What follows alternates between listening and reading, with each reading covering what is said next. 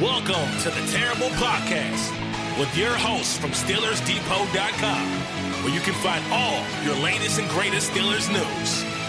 It's Dave Bryan and Alex Kozora, always lit, talking Steelers. And now, here's Dave and Alex.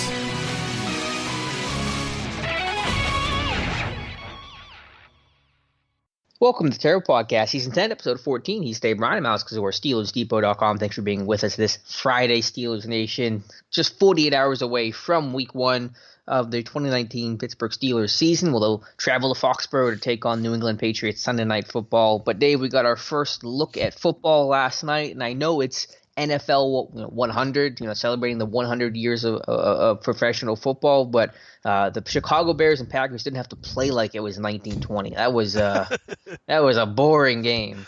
Yeah, it started off that way for sure, most definitely. Obviously ended with a super low scoring 10-3 there, and I saw a stat last night, something like last year teams that scored 10 or fewer points last season were something like 2-60 or something. Wow. So rarity, and I think the last time the Patriots won scoring that low was 2012 or something like that, but it was also against the Bears, I think, in a 10-3 score. Mm-hmm. Packers 2011 won 10-3 last time they scored 10 or fewer points and won a game. That's what it was. It just goes to show you, man. Look, they're talking about taking away some of these preseason games as well too. Mm-hmm. I don't think that if Aaron Rodgers played much during the preseason, he didn't play. Yeah, he didn't play at all, and I think Mitchell. Okay, I remember what it was now. I think Mitch Trubisky played but didn't throw a pass, maybe. Right. And then Aaron Rodgers didn't play at all. Both these offenses look like they had just gotten together a couple of weeks ago. Mm-hmm. Now the defenses, look, we expected, I think, the Chicago defense to be good. I'm not so sure we expected the Mike Pettine's Packers defense to be as good as they were, but they certainly were. Boy, that Alexander at cornerback looked good, and Darnell Savage, a guy that your guy. I think both of us were kind of high on him. Coming out there. So out of Maryland, so he looked good. Both the Smiths, for the Packers, I thought looked good. Look, I mean, if you and Aaron Rodgers said it best last night, that offense is going to get better. And he was tickled pink, really, to see the way that defense played. And that gives, I think, Packers fans a little bit of hope that, man, if that defense can play like they played like that all year and that Packers offense slowly get better, man, the Packers will be right back in this thing in a hurry. Yeah, I expect them to kind of be back on top this year. Injuries were a problem last year, and that line still isn't good, but Rodgers is not going to play as poorly as he did last year. It's a better supporting cast overall. But yeah, I mean, Chicago, you have all the pieces in place except for that quarterback, and that's the guy you're banking on. And you take Trubisky over, Patrick Mahomes and Deshaun Watson, and now everyone's saying, was that a mistake? And it certainly looks like it. Boy, when you go back and you look at that top, posted last night, what was it, the top 12 picks or so? I mean, look, you could do this every year, teams are going to take chances on other players, but didn't even the Bears kind of trade up for Trubisky? Is that correct? Yeah, they went up like a spot or two, I think. Yeah, and Mahomes going where he went. Look, I mean, you can't boil this all back down to just one game last night. I mean, the Bears offense will get better as well too. Why weren't they throwing to those backs a little bit more out of the backfield? It just seemed like both teams were trying to lean way too much on the run early and all. And the good thing and one thing that I listened to that Aaron Rodgers post game press conference last night, and he said, look, we didn't get to a lot of stuff we had in, on the play call sheet because we could never get in a rhythm or get any real long drives going. So he says, well, at least that'll make it easier for us next week because we've got a lot of stuff that we put in that we didn't use. So it's just little things like that you can bet I'll be on the Packers again next week. That kind of thing there. But yeah, overall, kind of a dullish game. At least, it got rolling a little bit there with some big plays. And here we are, Packers 1-0, Bears 0-1. Yeah, and this kind of segues, I think, into something we'll talk about a little bit later in the show with the Steelers game. But I thought the Packers, the only scoring drive they had, a touchdown on Jimmy Graham, was whenever they finally used tempo. And yes, they were on the road, but they were able to still pick up the pace, kind of keep the Bears in their package that they were in, their personnel grouping, and then just be able to press, downfield and start going quick. And I think that's one thing the Steelers can and should probably do Sunday night is to, if the offense gets into a bit of a stall moment, change the tempo a little bit, go no huddle, go muddle huddle, and just try to go quick and use the athleticism and speed that you have to your advantage. So one thing to look for with the Steelers game, and that segues into some news, and not a whole lot of news since we last talked, Dave. The injury report, pretty much status quo. Yesterday's injury report, Sean Davis missed the second straight day with an ankle injury. Mark Barron was given the day off. That happened in camp. I'm not worried about that at all. But it looks very, very unlikely that Davis is going to play Sunday night. That means Cam Kelly's going to get not only his first NFL game, but his first NFL start. Yeah, do you foresee maybe a Wally Pipp situation coming? That's a little bit about it. I'm not even sure you understand what Wally Pipp, Babe Ruth. Yeah. Okay, I got you. But as long as it isn't in a movie, as long as Wally Pipp is not an actor, I got you. What about Pippi Longstocking? No idea. Okay. Oh Lord, I got a few emails to share with you later on. God, I'm gonna check out early today. Where were we? Oh, with Cameron Kelly. Yep. Look, I mean, this is Sean Davis's spot, right? He's not going to lose it in 1 week. No, and Kelly's got to prove himself first. We have no idea what we're getting. I mean, I liked, the profile, and he had a good spring and turned into a good camp in preseason, and the team clearly has confidence in him, but who knows? I mean, this is a guy that we're going to find out about, and this team's going to find about, too, in games that matter. So, who knows how well this will go. And I think there's been some reports, or Kelly has said himself this past week that, even Mike Hilton's been playing a little bit of, they've been rotating some to give Kelly an opportunity to go down and play some down low as well too. So that might be a little something maybe to look for. The whole thing. Remember Keith Butler saying you can't let Tom Brady identify that post safety. That's one of his key elements that Tom will if he thinks he knows where certain people are going to be, that's where they're going to try to isolate you sometimes. And Keith Butler made sure to point out that the post safety being the most the biggest aspect of that. So will we indeed see Edmonds and Kelly and maybe even some Mike Hilton a little bit of rotate some to confuse Tom Brady? Sure, I think that's possible. They're getting work there, and I could see that in some third down situations. Maybe they want to slide Kelly down a little bit, but I think that's just a good thing overall is the options and the depth that you have that you can deal with losing, assuming that Davis doesn't play, that you can deal with losing, Sean Davis for this one and still have depth to be able to run dime and be able to disguise stuff and not have to play the static defense. So when you have guys like Kelly and Mike Hilton and Cam Sutton, especially him having a great training camp, really matters now because he could be involved in dime. If they want to move Hilton to the free safety, then Sutton can play the slot. Cam Kelly can play the slot too, by the way, and some heavier personnel. So there are a lot of options. I don't think it's going to change what this team wants to do schematically because that versatility is there. It's just a matter of competency, I guess, with Cam Kelly, and does he have the athleticism to play in space? That remains to be seen, but obviously he has had a good preseason, so I get the confidence in him, and there really aren't any other options anyway.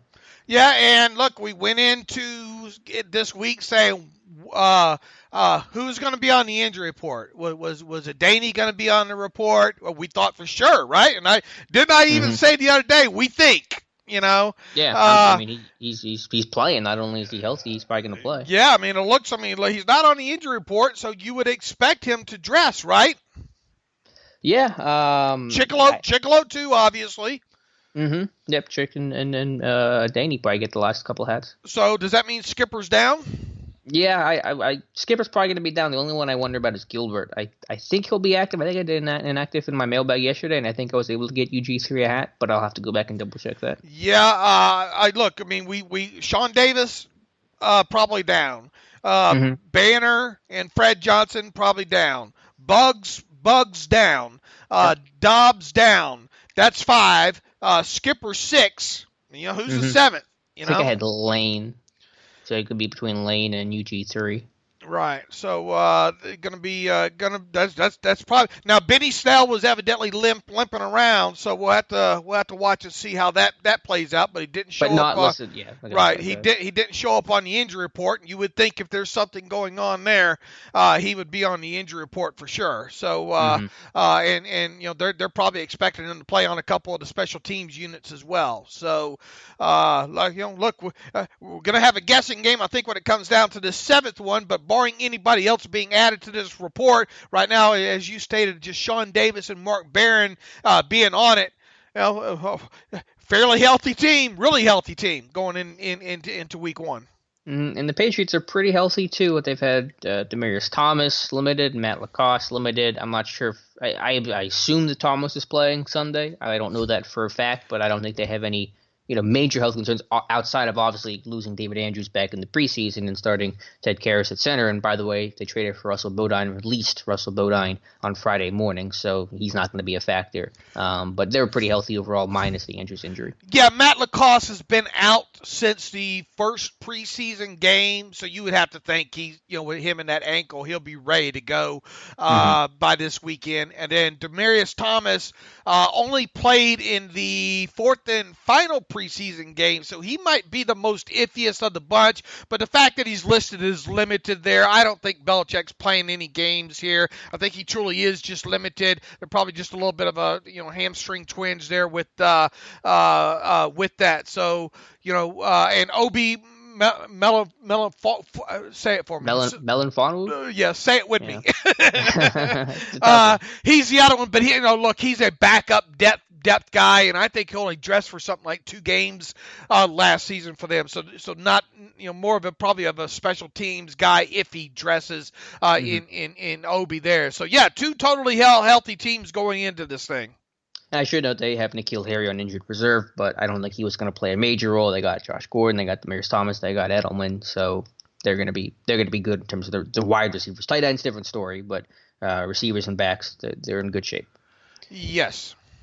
All right, Dave, let's talk about this game some more. I know it's week 1, and it can be tough to try to get a gauge on what to expect from the Patriots, even though it feels like you played this team every year because you pretty much have played this team every year. But what are your initial thoughts for when the Steelers are on offense, how they're going to try to attack this Patriots defense? Obviously, I think the mantra is, and Tomlin talked about it on Tuesday, is just kind of play your game, do the things you have to do, offense, defense, special teams, to win the game, play clean, play efficient, mistake-free. But anything in particular you're looking for? Well, are they going to dare the Steelers to run in this one? That's what happened last year. And that's what happened late, in that Week 15 game last season. James Conner did not dress, obviously, for that game. Jalen Samuels did. They pretty much said, hey, we're gonna go small meaning put a lot of defensive backs out there. We're gonna dare you to kind of run on us, and the Steelers did.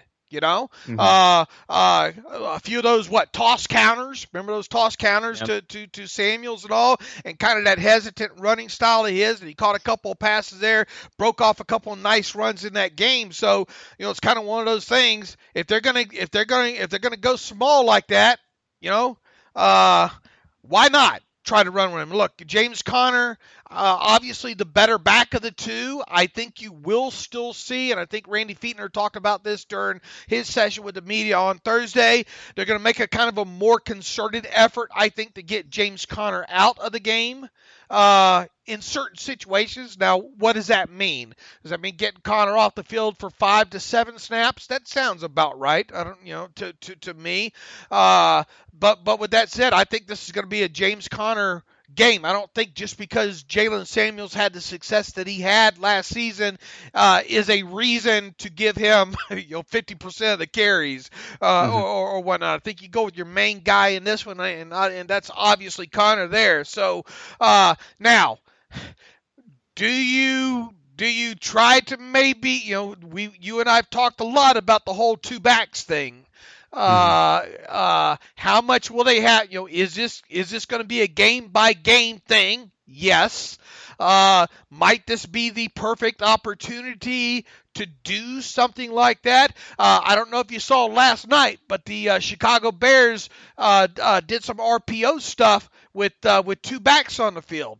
Okay, and you can side adjust to what the defense gives you, and if they go big against you, which I think the Packers did in that particular case, you can take one of those backs and you can line them up in the slot and run an RPO out of it. And if that linebacker bites, then you're going to have a guy like Jalen Samuels, who is a good receiver. I mean, can you get some? Will we see any of that? I think that's a big question there. But look, the Steelers have also had some success in that game of spreading, going empty, spreading them out. So I guess the correct answer is yes. That's what I'm looking for. I'm with you. I think this is the game I think this is the game to do something a little different, to throw in a wrinkle or two. The two-back stuff isn't on tape. They didn't do it in the preseason. They've only done it in camp, but I think this is definitely the matchup to take advantage of that. You couldn't do it last year because Connor missed the game. Let's keep the Patriots in their base defense. Let's spread them out. And when the Steelers go two-back, almost certainly Samuels will be aligned in the slot. So let's create some matchups that way, maybe on some linebackers that are uncomfortable playing out in space and covering a running back like that. It doesn't even have to be an RPO, though it could be. It can just be traditional, pass play is fine.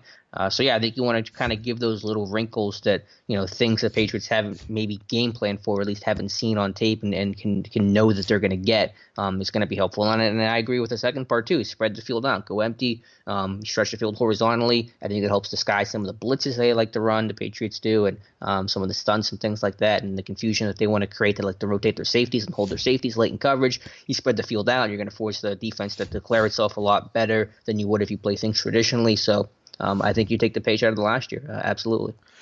Here's the thing too. Bill Belichick's notorious, and we talked about this. I don't know how many months ago. After AB was dealt and all like that, was the fact that Bill Belichick. I mean, we say this every time they play the Patriots. Really, is they scheme defensively to try to take at least your top player away from you, and sometimes your top two players away from you.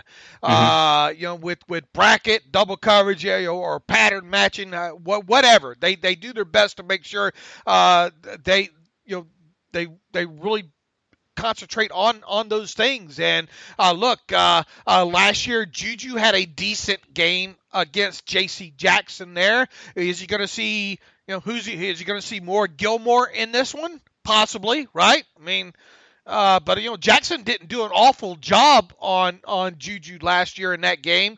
It was more scheme related, I think, what kind of led to that. To that success, because overall offensively, take your hat off to the Steelers defense in that game more than anything, because the Steelers offense, other than running the football well, what did they really do well in that game? It was a tough one across the board. But speaking of J.C. Jackson, he gave maybe a little bit of bulletin board material to Juju, saying that, and maybe this is made too much more than it should be, but J.C. Jackson just saying that he doesn't consider Juju to be one of the best receivers in football. He said he was a good receiver, but not one of the best. So maybe a little motivation there for Juju. I thought Randy, I don't know if you read the write-up that I did yesterday on some of the things that he had to say. And look, people continue to make too big of a deal out of run-pass ratio. Stop it. Okay, there are going to be times when they run more. There are going to be times where they throw to the backs more, throw to the wide receiver screens. The media, even the local media in Pittsburgh, spend way too much time worrying about that stuff. You do what works. That's how you win the ball games. And if you are going to run more successful. Okay, that's the big thing. When it comes to that. Now. Offensively with the Steelers, Randy hit on this yesterday, talking about, look, and I was glad. It makes me feel good when some of my scouting comes back and is identified by, say, an offensive coordinator. It kind of validates what you've said all along. He said, look, last year with the guy like James Washington, when he came out of a system where he only played on the right side, and he didn't go in motion. That was another thing that I didn't really identify, was the thing that James Washington never really went into motion. At Oklahoma State. And then he went on to say, look, he ran to go, he ran to post, he ran to hitch. That's about all he ran. And then now we fast forward into this preseason, Alex. What have we seen James Washington do?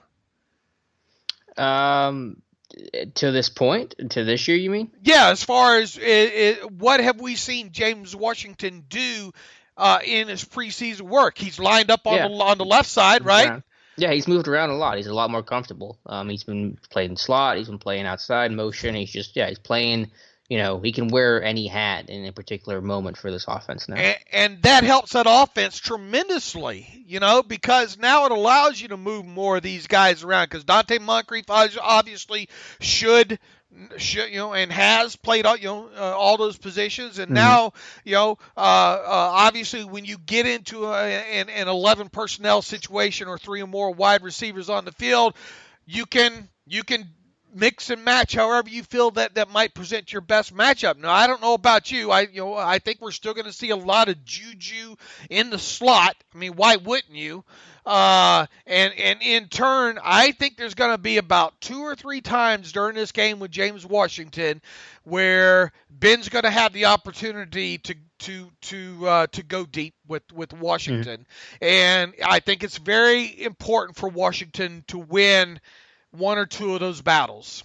Well, that happened last year. I mean, he had that 32-yard reception in last year's game, Week 15, down the right sideline, and a couple big plays. So yeah, I mean, this offense only works when you have that vertical threat and can hit those plays deep, even if it's only once or twice a game. So Washington has to do that. But I really think that moving Juju around and getting him different looks and coverages and releases and formations is going to be one of the most critical aspects of this game. Randy Fichtner has got to have a really sound game plan here because, as you said, Belichick does such a great job to take away your best weapon. Even if you move that guy around, it's still tough to be able to shake coverage. So if you can get Juju in the slot and bunch sets, motion, on the move. I mean, just be super creative with him. He's versatile enough that you can line him up pretty much anywhere and feel total comfort with him. Third-year player now. I think that's going to be one of the biggest elements to this game is, how effective can you be in creating Juju and scheming him open and getting him away from all the bracket coverage and all the attention. That's going to be a big factor in how well this offense performs. What about what do you view with Vance McDonald in this game? More of the same. Can you work over the field? Can you get on these linebackers? And then really, as I've kind of harped on for several months now, red zone work for him. Get in the red zone. Vance is a guy you got to look towards. You can scheme him up too. And this is a guy that I want to see move around as well. Someone that you can line up, isolated backside as the X receiver. Get him on a linebacker, run a slant or a fade in the red zone or in a third down situation. Let him go up and get a football. So I don't want Vance to be just a inline player or just even a slot player sometimes. I want to move him around. I want to be able to get him as the point man in bunch sets to help create space or, again, isolate him backside 3-by-1.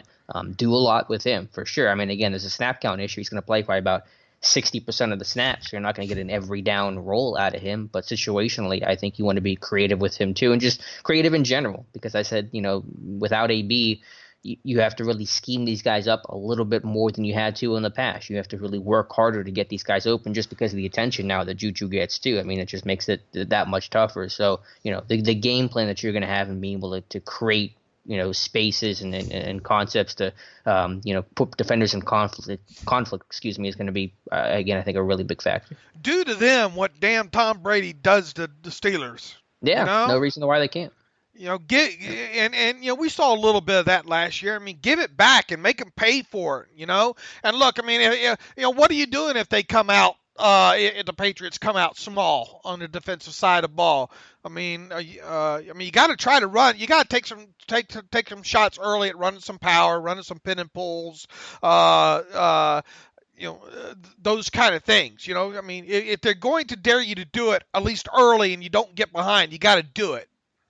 Mm-hmm. Yeah. Take what they give you. I mean, I have no problem running the football if that's what it looks like. If they're going to come out in some of their sub package and put in a 6 defensive backs, then sure, run the football. I'm not sure if they're going to do that this time, but unless it's a third down situation. But also, you got to be careful in those third down situations because that's when the Patriots defense really works at its best. They're always running a stunt on third down in a passing situation. They're always disguising their coverage. They do play pretty man heavy on third down, a lot of cover one, but they can powder match twos, do some cone coverage to take away shallow crossers from number one, and stuff like that. So the offensive line, not that I expect them to struggle because they're a top unit for me, but Communication is going to be really critical, and on the road in a loud environment that can be tough because they're going to stunt, they're going to loop, they're going to send DBs off the edge. They're going to give you a lot of looks that you got to account for from a quarterback standpoint, a protection standpoint, a back standpoint. A lot of things going on.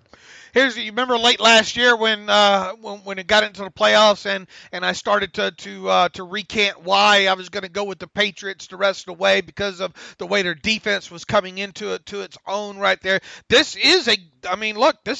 saw in the Super Bowl, right? I mean, they stunned McVay, a brilliant offensive mind. They stymied all that. Now, yep. This is pretty much the same defense here. I mean, you got a few changes on it. Obviously, you have Michael Bennett in for Malcolm. I forget. Really, almost Trey Flowers is the way I look at that. Right. Trey Flowers is pretty much your only guy, but you got a guy replaced him, I think, over there in Dietrich Wise, who's been part of this defense for a little bit. And you ever heard that kid Chase? What is Chase's last name? Just with a W. Wino. Winovich. That guy's pretty damn good, too, and you're going to see him in the game. John Simon's still over there. They got Jamie Collins back over there. I mean, I think the thing with the experience of that defense, and not only that, I mean, how long has this secondary played together now, Alex? Yeah. Stephon Gilmore, Jason McCourty, Patrick Chung, the other McCourty over there. Harmon. How long has Harmon been over there? Jonathan Jones. Isn't Jonathan Jones one of your favorite players? Oh, yeah, it was one of my guys. Yeah, from a few years ago.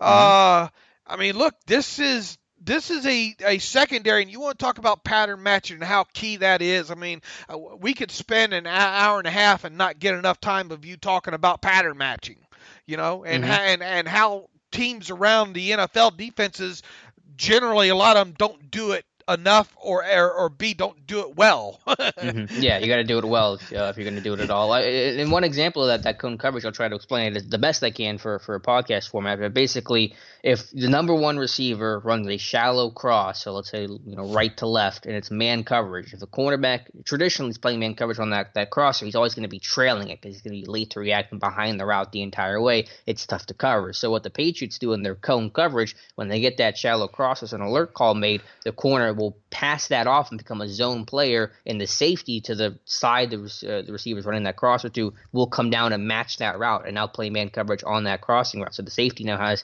the wide receiver because he has the better angle while the corner sits back and now is playing zone coverage. So that's one example. And Steelers love to run that shallow cross to Juju. Think about the long touchdown they had, or the long play they had near touchdown 2 years ago and before the Jesse James play and all that. That was a shallow cross to Juju. So no one takes away those shallow routes probably better than the Patriots.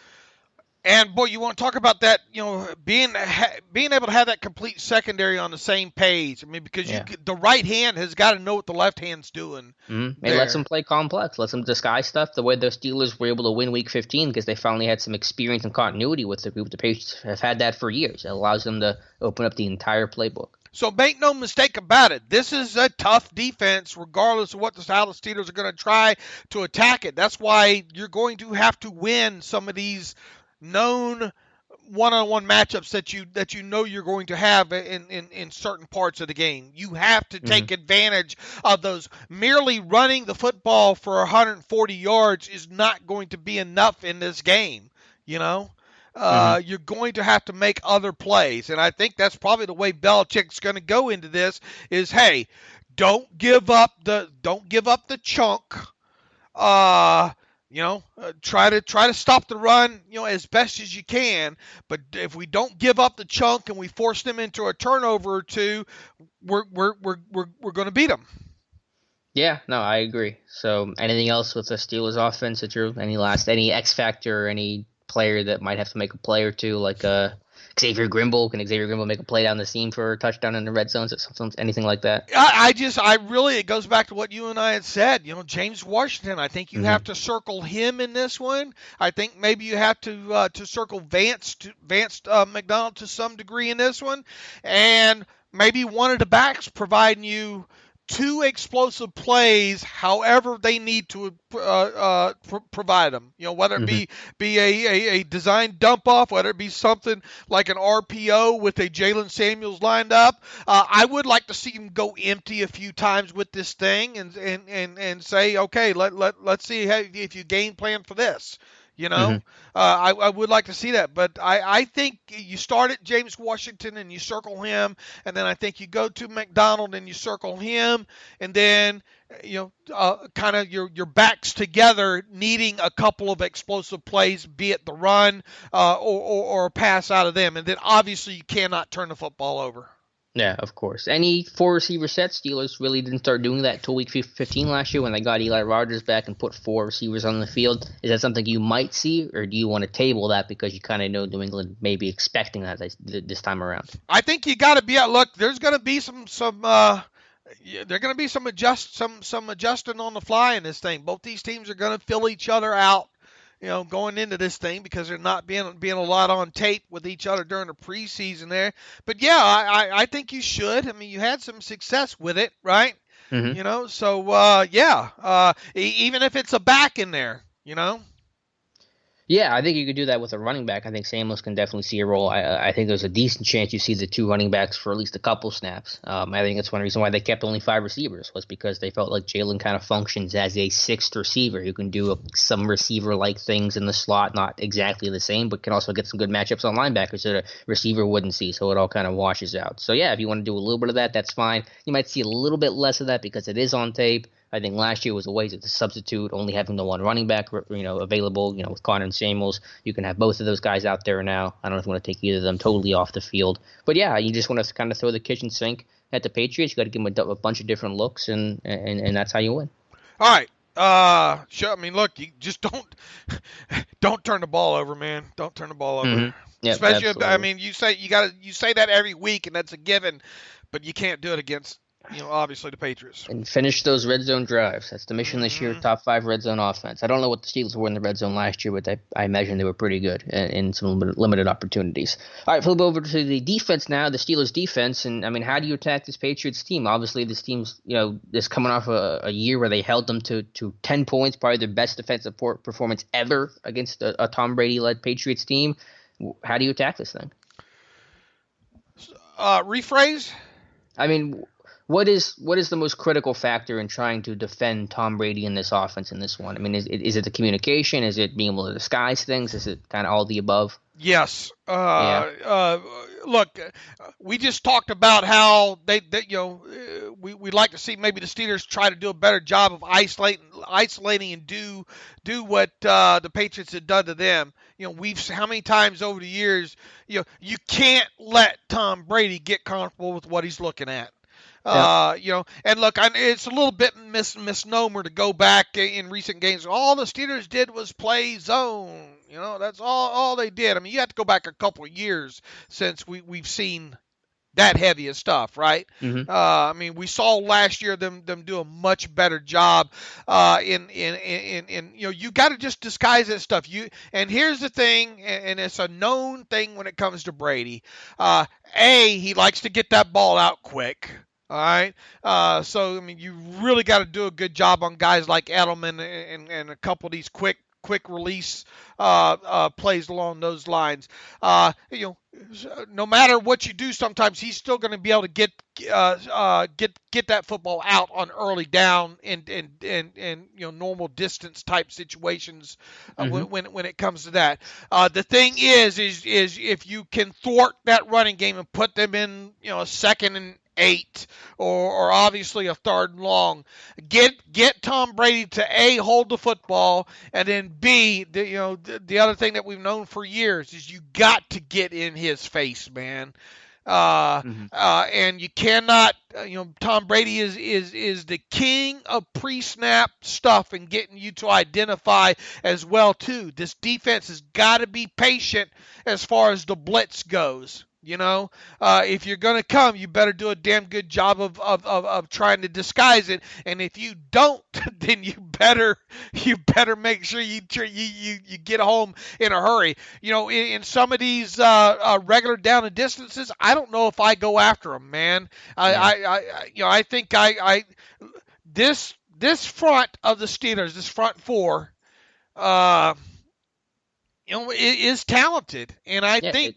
It's all literally first and second round picks, and Hargrave in a third. I mean, they should be able to do some damage through some stunts or whatnot. I think you just begging for it if you constantly try to go after Tom Brady. I think the best cure in that is playing obviously a lot of man, mixing up your coverages. Hopefully some pattern matching of your own, some traps or something on the outside there. Make Tom Brady burp that baby once or twice, and then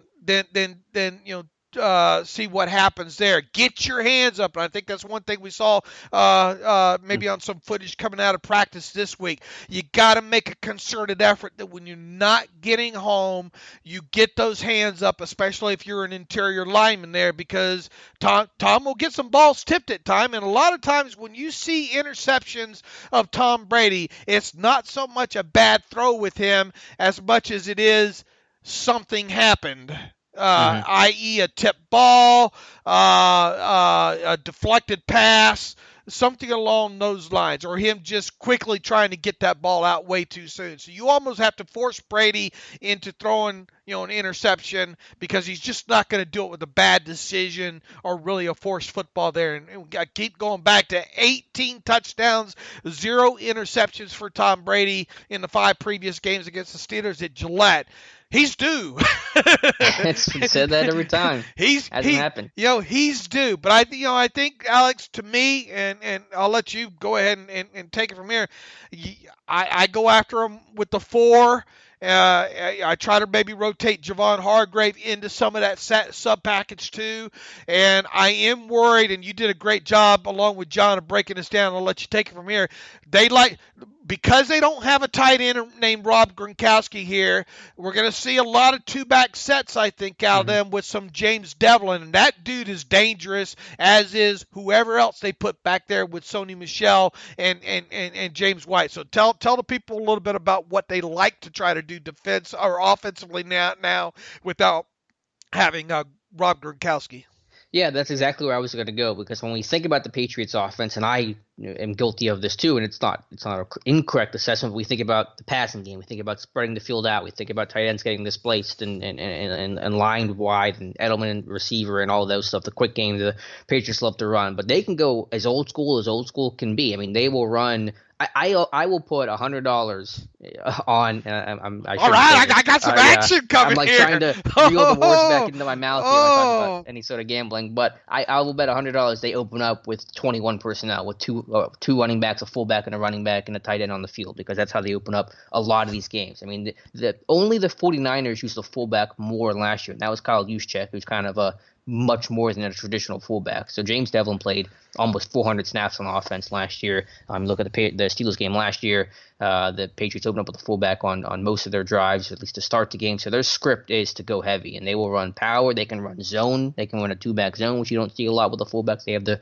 trust in Devlin to get to his spot there. They can run tosses and counters and stuff like that. They can give you everything schematically in the run game with James Devlin on the field. So obviously the concern is always just when they spread things out, but they can go heavy and they can try to run it down your throats too. And so you have to be able to play your base defense and stop the run, and not let the Patriots get into these 2nd and 4s and 2nd and 5s where their offense is on script and in a rhythm. So that's almost as a big of an element to this offense as it is Tom Brady stopping that run game. So I think that's a great point to be made, that we think about this offense being, attacking you horizontally, but they can go old school smash mouth football, especially as the league goes to one of undersized linebackers and sub-package football and coverage guys and emphasis on speed over power. That's why a guy like Devin Bush goes 10th overall, because he runs 4.4. He's not the biggest guy in the world. So can he take on James Devlin on a lead block in the hole? I think that's the reason why you're going to see a lot of Vince Williams, maybe why you see Mark Barron in base, as some of the reports are right now. So stopping the run is always the mantra of Keith Butler of the Steelers defense. Stop the run. It's still that hallmark of what Dick LeBeau philosophy was centered around, and how that defense worked off of that. And so I think, we talk about the pass game. We got to talk about the run game with the Patriots and how that's got to be addressed first if you want to slow down Tom Brady when he does drop back. Yeah, and he'll want to try to get a Vince Williams out on that field too, and then get Vince Williams lined up with a White or somebody. They'll go empty out of that too. They'll go 21 personnel and spread the field 5 wide and just even with Devlin. Even with Devlin. Yep. And it's not that Devlin's a huge threat, but it's just putting guys in uncomfortable spots. Identifying coverage. If the linebackers walk down on the fullback, you got man coverage. If it's a corner out there on a quarterback or a running back, you got zone coverage. So you're able to discover a lot of information by going 5 wide off of that. Then you're using Edelman in the slot and White or Burkhead or whoever you want to go with. So yeah, the Patriots, they can go heavy, but they can also go spread out of that heavy too. So they give you a lot of different looks. And once again, and you hit on it. Yeah, those 2nd and 4s, those Tom Brady 2nd and 4s. You want to talk about opening up the complete playbook for him and Josh Daniels when you get in situations that it all starts on first down. I know it sounds simplistic and cliche and all like that, but if you can get and look, when the Patriots, the no in offenses is running on 2nd and long. And I don't think you're going to see the you want to try to put them, obviously, in as many predictable positions as you can, especially 3rd and long situations where you know that you're going to make Tom Brady hold that football that extra second longer there. If you allow the Patriots just to nickel and dime you on some successful plays, look, a first down run for 4 yards for the Patriots is gold, right? Yeah, keeps them on script. Even from the Steelers' standpoint, that's gold. From the Patriots from the Patriots' standpoint. Okay, yeah, I agree. Yeah. You got to do a better job than that. A quick first down slant to Julian Edelman for 5 yards is gold for them because it opens up so much what they want to do. And look, there is going to be an instance or 2 or hopefully 3. I'm gonna go out on a limb here that a ball is has the ability to be intercepted by either, we talked about getting your hands up or a ball being deflected by a combated play or Tom Brady or Tom Brady gasp trying to throw a ball out of bounds like he did in that game, that last meeting that Joe Hayden got a hold of there. You got to take, if Tom Brady has 0 interceptions in this game and the Patriots have 0 total turnovers, it's hard. It's damn near impossible to beat them. Yeah, well, he's got no interceptions playing the Steelers in their place, and the Steelers have only won once in Foxborough in the Roethlisberger era, and I'm not even sure if Brady played in that game. I forget. I don't think he did. Wasn't it Castle? It was Castle. Yeah, it was a Matt Castle game, and so they're 1-4 in Foxborough in the Roethlisberger era, and Brady's never thrown a pick. So those numbers that's not just a theory thing; that's a reality of it. He's never turned the football over, and I don't think he's ever lost when the Steelers have come to town. So yeah, with the secondary, safety rotation is going to be really critical. That was a huge factor last year with disguise coverages. You even to the point where someone would line up in dime and then rotate to the deep half, and the deep half player would come down to play in that dime role and play the underneath kind of robber lurk zone coverage. So being able to disguise those coverages, not that it's going to make Brady freak out, but if he's got to process a little bit longer, if he gets something different post-snap than what he saw pre-snap, he's going to hold on to the football. So we talk so much about you got to hit Brady, you got to get pressure on him. I mean, of course, any quarterback. What quarterback are you saying, let him sit there in the pocket and pick us apart? I mean, nobody. But the more interesting question is, how do you get pressure on Brady because that ball comes out so quick? And the biggest way to do that is to be able to disguise your coverages enough. So when he drops back, he now has to process new information and go through his reads and see what's open and what defense are you running. If you give him the same thing pre-snap as you do post-snap, you're dead. You got no chance. But if you can mix it up enough and create enough confusion, he's got to think, take that extra hitch, take that extra half second to read the coverage, that's when pressure gets home. You look at the Joe Hayden interception in Week 15 last year. That was a result of safety rotation. When Morgan Burnett was playing that dime role, he rotated the deep half, and I think it was a cover one pre-snap look, and it turned into cover 2. And Brady had to hold on to the football, didn't know where to go with it. Hayward got pressure, forced to hurry throw. Hayden picks it off. So that was the best called defense Keith Butler had last year. As critical of him as I've been. and he's got to be on his A game again. Both coordinators, Randy Fiedner and Keith Bell, got to have just perfect game plans. Yeah, they do. And look, I mean, they got other pieces of the puzzle in here this time as well too. So you got to be smart with using, a guy like Devin Bush in this one. As well. I think you can. If you do it right. Here's the thing. I don't think you can get in a track meet with this and expect to win.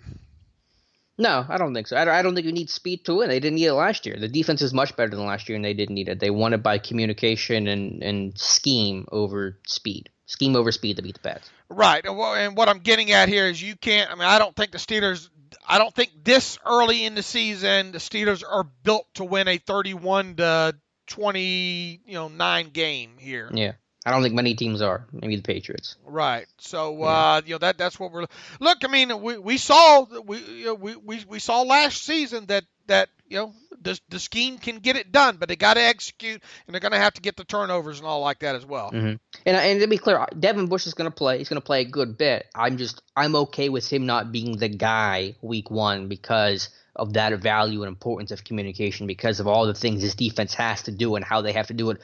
Not only perfectly on an individual play, but consistently. You can't have one player where it's executed well and communicated well, to the next play where they go tempo and things kind of start to fall apart. You just can't have that.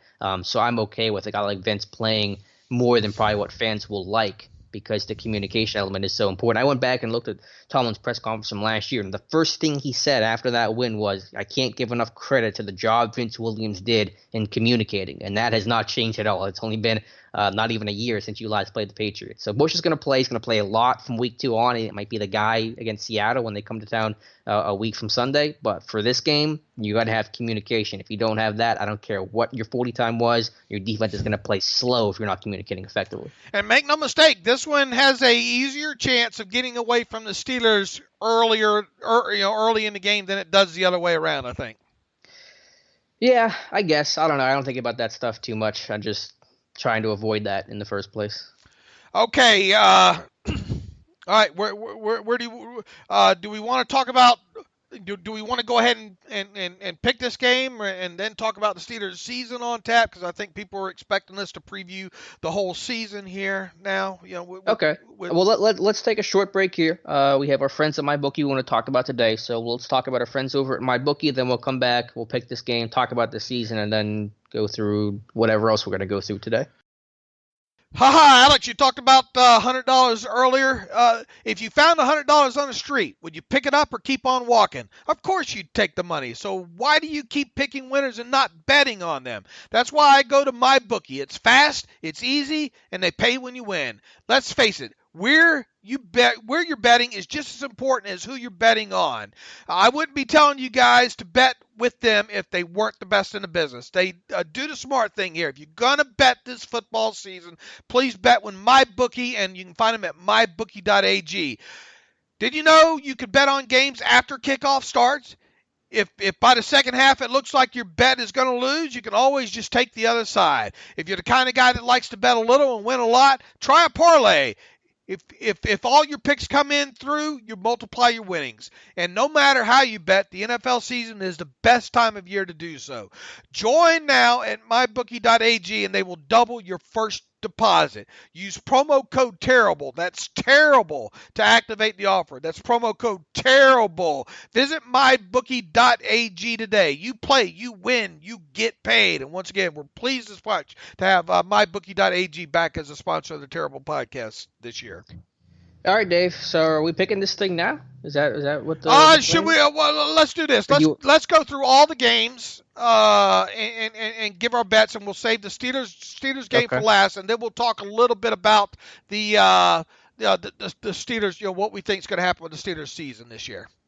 Okay. So do you want to pick the games? All the games now? Or do you want to talk about we have AB on tap? We have some Antonio Brown news stuff. We're not going to dwell on forever, but it's all right. Well, why don't you go ahead and knock out the AB news? Okay, I'm sure every Steelers fan has saw the news by now of what happened with Antonio Brown, and things are still a little unclear as of this recording. But basically the set of events was that AB was fined $54,000 for missing a couple of training camp practices. He got a letter from Mike Mayock and the Raiders, which is standard procedure, informing him of those fines, which the Raiders reportedly intended to collect. It wasn't just for show. AB then posted that on Instagram, a photo of that letter with a caption of just basically taking a shot at the organization for being the devil. I don't even remember what he said, but it was just standard, AB weird stuff. And that led to a confrontation between him and GM Mike Mayock, where, as a report, I think from Ian Rappaport, AB threatened to punch Mayock and then punted a football into the air and said, "Find me for that." And so report was that he was going to be suspended. The Raiders were planning on suspending him. No suspension has come down as of this recording. The options are still in the air, but we're already at the point where Drew Rosenhaus, AB's agent, has literally said, "We're trying to salvage this relationship," and it's not even week one. color me shocked. Listen, I called this. I didn't think you'd be. I figured you'd be right. I didn't think you'd be right this quickly. And Alex, there's one thing I love more than being right. I don't even know what that is. More right. More right. Okay. More right. It's right as soon as possible. Right. And being more right is even more better in my book. Look, and make no mistake about it. If the Raiders want to get out of this with next to nothing, now is the time. They would be for starters, while they think about this a little bit more, they would be absolutely silly not to at least suspend him for the first game. Because once he's if he's active come this first game, that whole $14-something million salary is fully guaranteed.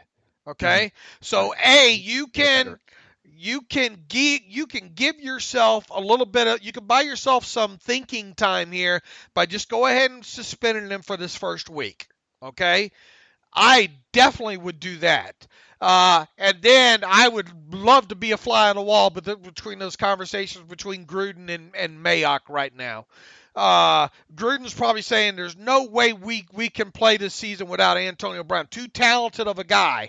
And Mayock's probably now thinking, Lord have mercy, what have I done? Where's the door? Yeah. I got to cut the arm off to save, to save the rest of me here.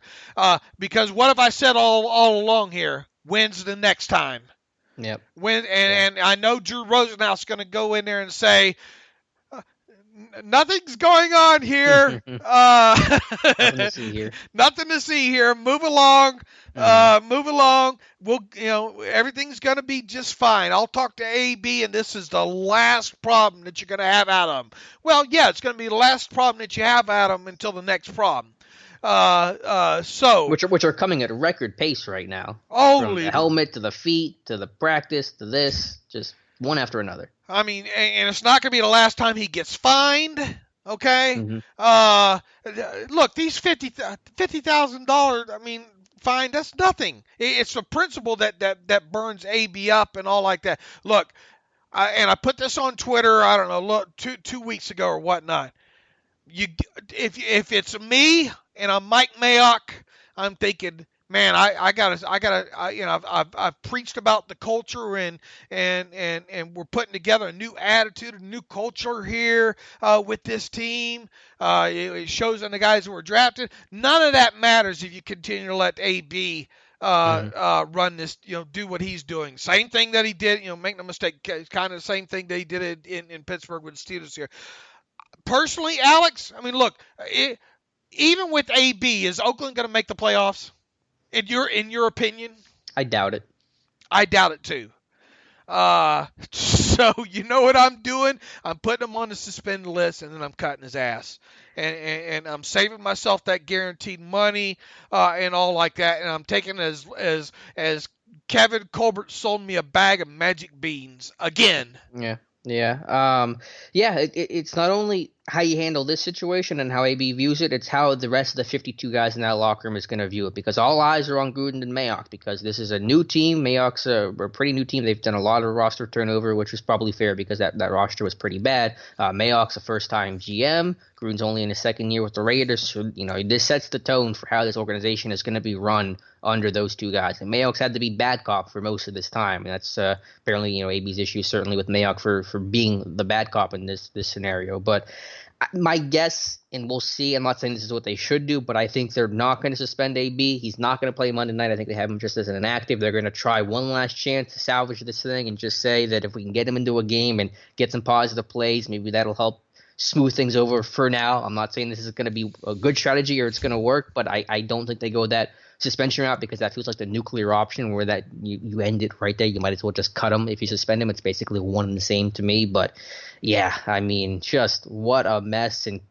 I don't want to say this to absolve Tomlin from everything, because I don't think he was entirely blameless in the whole saga that got AB traded and everything that went down there. But man, did he do a good job of keeping that together for as long as he did, because God only knows the number of fires he had to put out the last 5 years with AB, the stuff we don't even know about right now, and the Raiders can't even make it to week 1.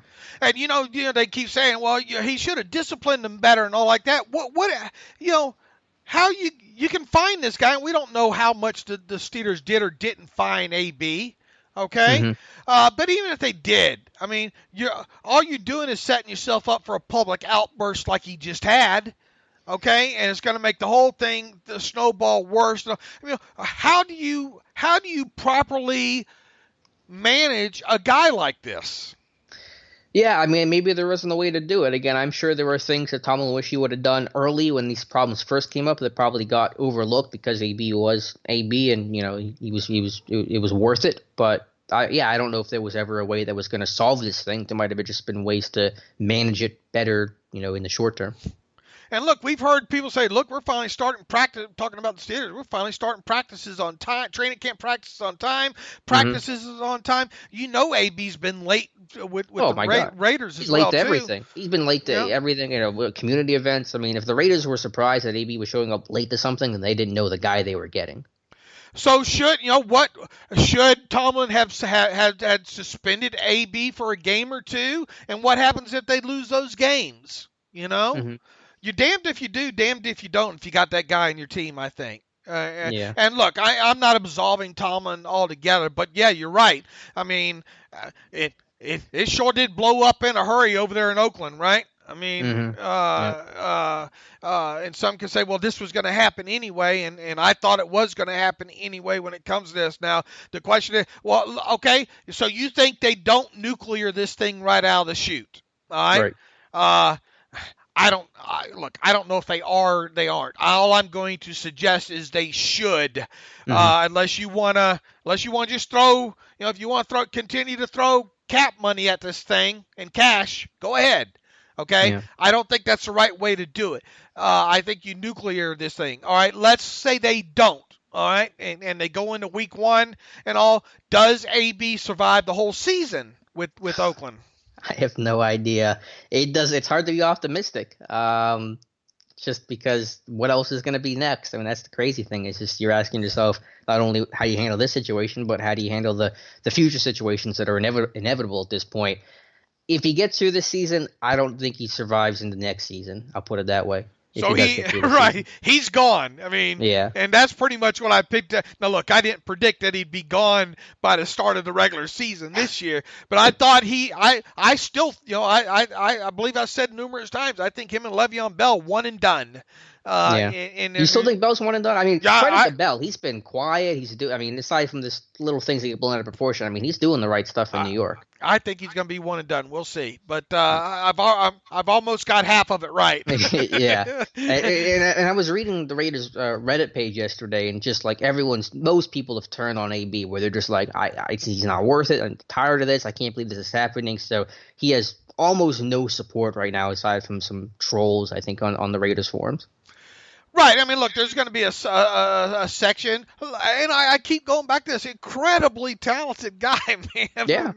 I mean, the best wide receiver in the league. I mean, but there comes a time where you got to balance what he gives you on the field for what he gives you, off of it. And I think we're starting to see that he's almost not worth the trouble now. It'd be interesting to see how the Raiders, handle this. And if they don't nuclear it now, I don't see him lasting all season. Period. And I most definitely think he's one and done when it comes to that. What's going to happen when he's not getting the football when he thinks he should be getting the football? And you see these coaches and you see these general managers, and they always think that they're the guy that can fix all this. You can't.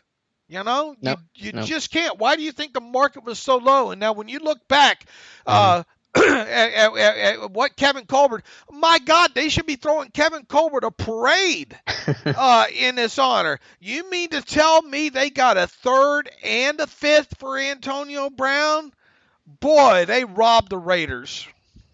Yeah, I mean, I don't celebrate. I mean, it proved to be the right decision, obviously, but to me, it was the only decision this team had. They could not keep Antonio Brown. Trading him was the only option. So, I mean, you get what you get for him. I mean, I don't see that as this genius move because it was the only move to make. But obviously, it was the right move, and the Steelers right now got the better end of that deal. There's no question about that. And then some, and they parlayed that into Devin Bush. So yeah, exactly. I mean, yeah, when Vontaze Burfict is the one holding you back from a fight, as he did to AB in that confrontation with Mike Mayock, and Richie Incognito's probably like, that dude's messed up. That dude's got some problems. Like that is some rock bottom that I've never seen before in this league. And you got O.J. Simpson giving you advice on Twitter. What happened to the world the last couple of days? I mean, Hard Knocks is going like, we can't compete with this guy. God, got no chance here. Man, F Hard Knocks. They failed us this year. Mm-hmm. But I mean, when O.J. Simpson is on Twitter talking about AB, like, what is Hard Knocks? What producer is going like, what do we even do here? How do we even compete with O.J. Simpson and all this stuff? And not that the Raiders were going to let that confrontation get out. It had the Hard Knocks cameras recorded it, but somewhere that thing would have come to light. I hope someone took a video. There's got to be some player that took a video of that, because this seems to be outside with the whole team around them, right? It seems like. I mean, what does that say if you don't cut him now? If it went down the way they're saying that this thing went down, how do you not cut him, man? Right. Like I said, the entire locker room has all eyes on Gruden and Mayock. How they handle this it sets the tone for what is acceptable in this organization. And if AB's kept, it's going to be said that is acceptable. All right, sorry folks, we've been good. We've been sitting on our hands on a lot of this AB stuff, so that had to be discussed. Yeah, I mean, that story was just too good to not talk about. All right, Dave, we're going to go through how do you want to do this? You want to preview the season? Or No, let's go through all the games, like we'll be doing every Friday here. Okay. And then at the end, we'll preview the Steelers' 2019 season here. So last night, you and I both had the Packers +3 on the road. So you and I start the season 1-0 there. And we'll start now going through the rest of this game.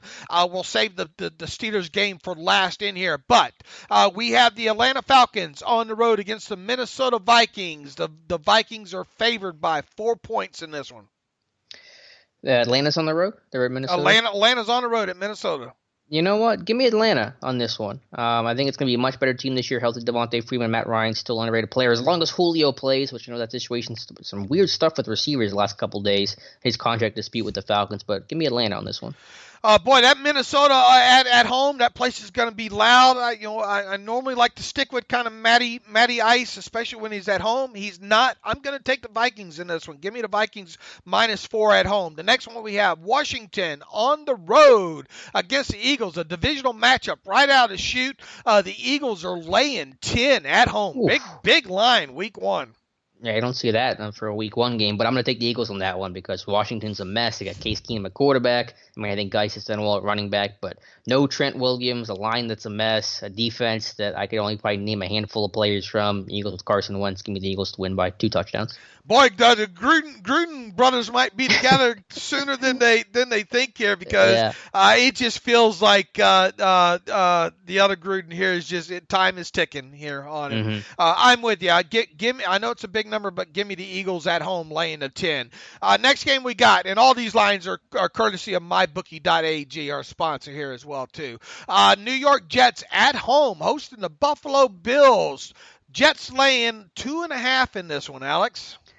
Ooh, that's tough. The Jets might be okay this year, but Buffalo might be as well. So it kind of works the same way. I'm gonna go with the Jets in this one, just because I think you are going to see a lot of Le'Veon Bell. I think he's going to have a good debut.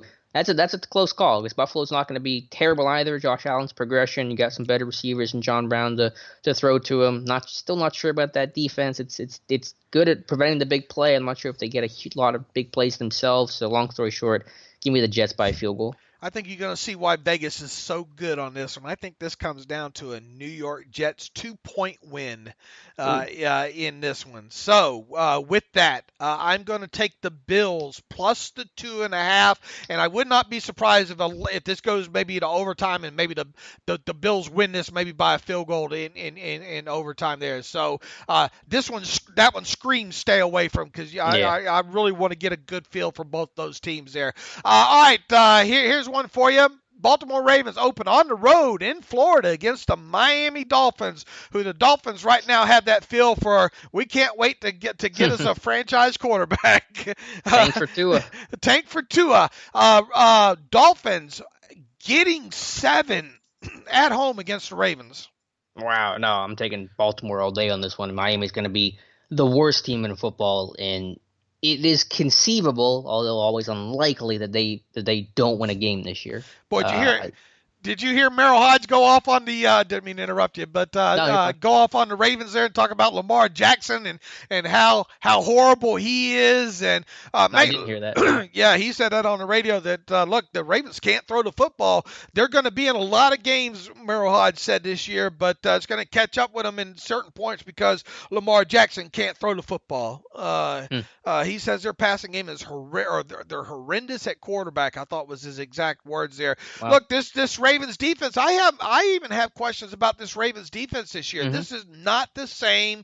I mean, it's going to be okay, but it's not going to be the quality I don't think that you saw last year. I think going into humid Florida for a 1 p.m. Eastern time might take a little bit of a toll on them as well too. I expect the Ravens to win this, Alex. I'm just not convinced that they're going to win it by a touchdown or more. So give me Miami plus 7 at home.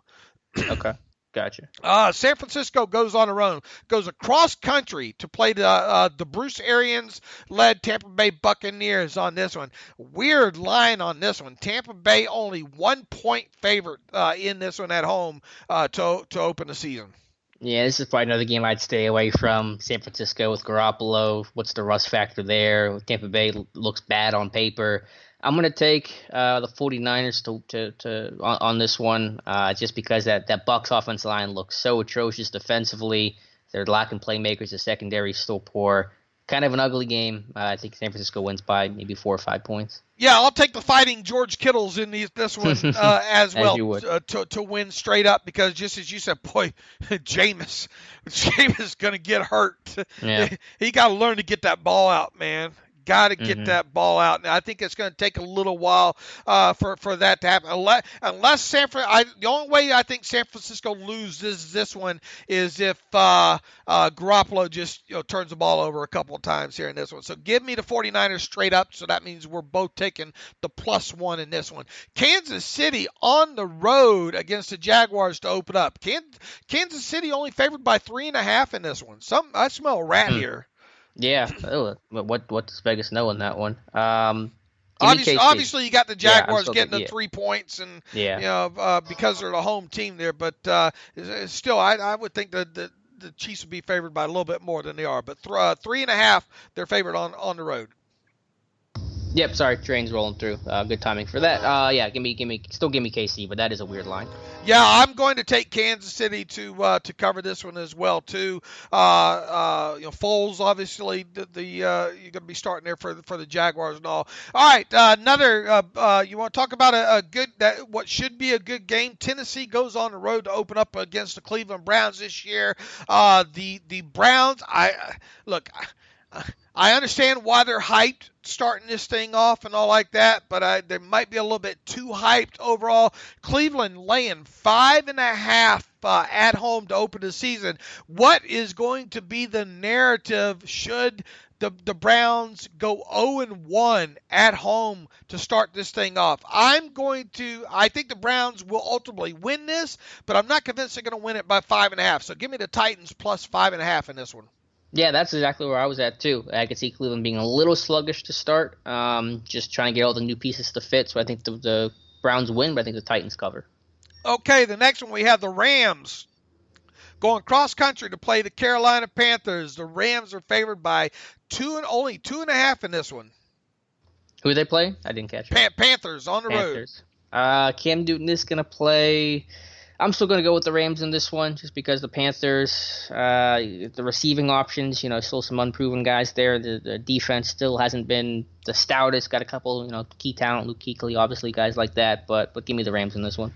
Yeah, I'm going to make this my stone cold lock of the week, stone cold lock of the century of the week. Give me the Rams laying the 2.5 on the road here against the Panthers. Detroit travels to Arizona to play the Cardinals. Cardinals plus 2.5. Is that enough for you to take the Cardinals? Yeah, I'm going to say this might be the upset. I know the Kyler Murray hasn't looked good this preseason, but I think they're really going to open things up here for the regular season. So, in Detroit, it's still been one of those teams that's all bark, no bite. So, give me the Cardinals to win by a couple points. Boy, how embarrassing would it be for Matt Patricia and Stafford and all to go on the road against the Cardinals in Week 1 and get the L there. It'd be a very Lions thing to do, though. Yeah, it would be. I'm not going that way. I'm taking the Lions. I'm laying the 2.5 on the road there. Cincinnati Bengals on the road against the Seattle Seahawks in Week 1. Seahawks at home favored by 9.5. Is there any inclination to take some of those points there? Yeah, you know what?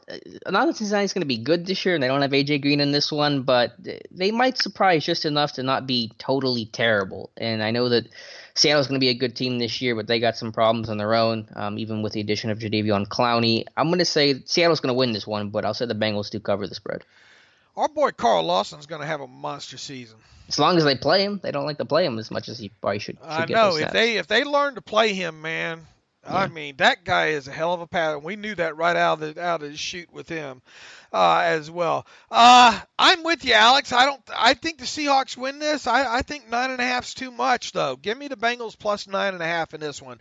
The Colts, the Fighting Brissetts, go on the road to play the Los Angeles Chargers in Week 1. Chargers at home laying 6.5. Alex, what you got? I got the Colts outright on this one. I think that even without Andrew Luck, I think it's a rallying time for the team to come around. I think that Chris Ballard and Frank Reich, they still have the confidence in the team. That locker room is not going to be dissuaded at all by the news of Andrew Luck's retirement. The Chargers' offensive line is just terrible, one of the worst units in football. No Melvin Gordon. I think it's a rallying time for the Colts, and I think they're going to win this one by a touchdown.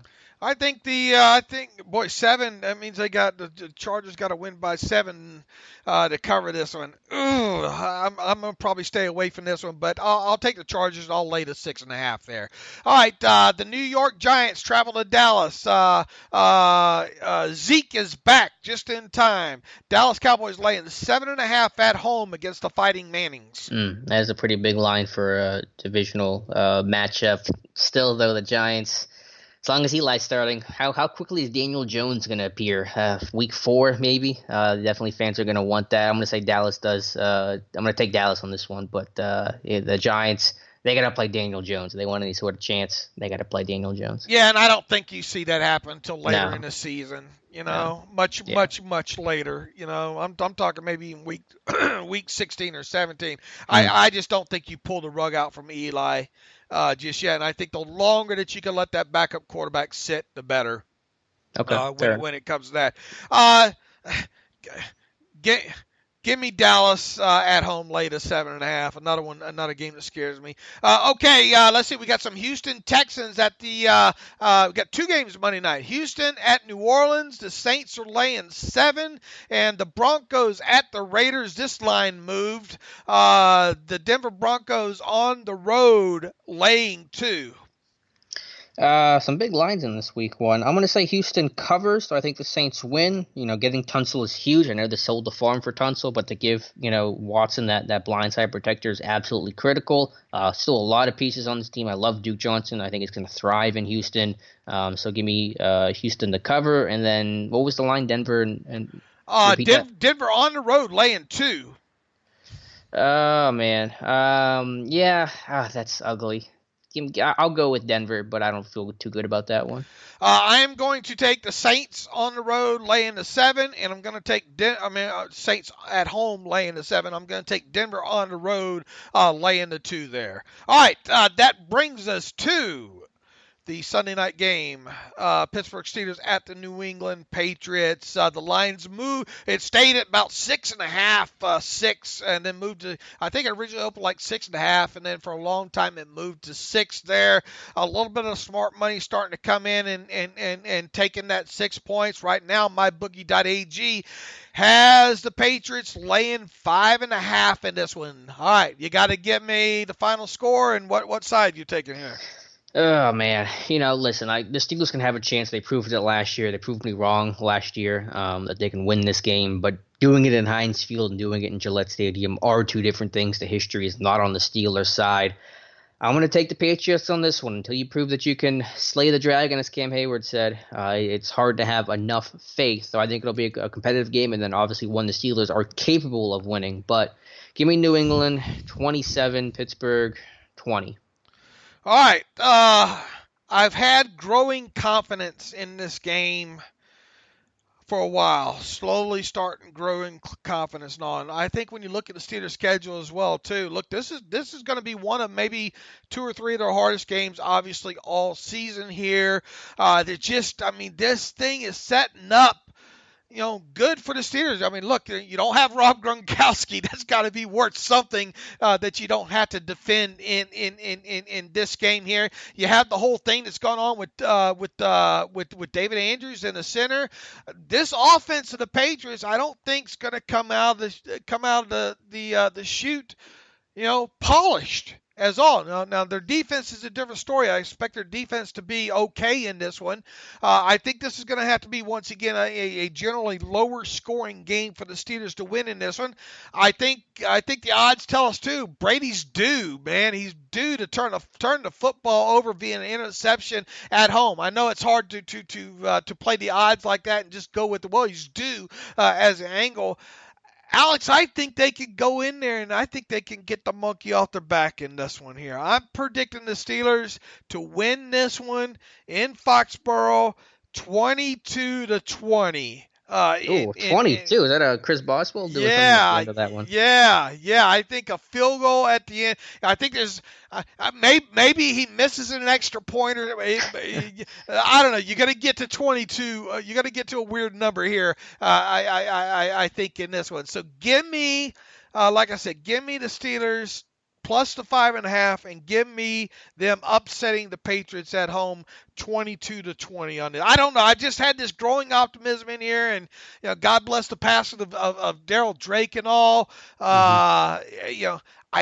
It's their time to finally to get over the hump, I think, against them. And look, they played them extremely well, at Heinz Field last year. I think they know how. I think I'm with whatever emailer sent us the email saying Devin Bush gets at least one pick in this one. I'm with him on that. I'm going to go Devin Bush picks one off. But that's where I am, 22-20 Steelers on this one.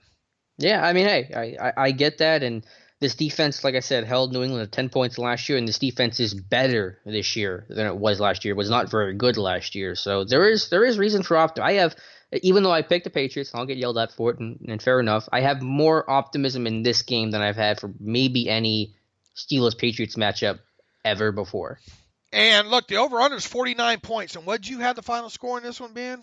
27-20, so I'm at 47. All right, so you think it's going to go under on this one here. So both Alex and I think it's going to go under. Maybe that's the smartest play in this game as well too. All right, Alex, we picked all the games here. Now let's talk about the Steelers' 2019 season. Do you want to go just overall record in this one, and then what you think that playoffs might hold for them, if any? Yeah, we can do that. That's fine. Again, I don't think about it in these terms a lot, just because I know that it's not going to matter starting Sunday night. Right. So many things can happen during a regular season, right, obviously. Right. But obviously I get the exercise. Again, I think this defense will create more splash plays. This defense, like I said, is a lot better than last year in terms of the depth at inside linebacker, the experience at corner, the experience overall in the secondary. Evans, I think, is going to have a great season. He could have 3-4 interceptions this year. I think that's within their realm of possibility. TJ Watt could be a defensive player of the year candidate with 15-plus sacks. The offense is obviously taking a step back, but I don't think it's going to be a substantial one. Still have Ben. Randy Feetner, I got a lot of trust and confidence in him. James Conner, Jalen Samuels in his second year, and James Washington. So reason for optimism across the board for this team. I'm going to say 10-6, the classic 10-6 AFC North winners for the Pittsburgh Steelers. All right, and what does it mean for what do you once they get it? You're obviously picking them to win the division there. What else? Tell me what you think is going to happen in the rest of the division. Who's second, and does Cleveland make the playoffs?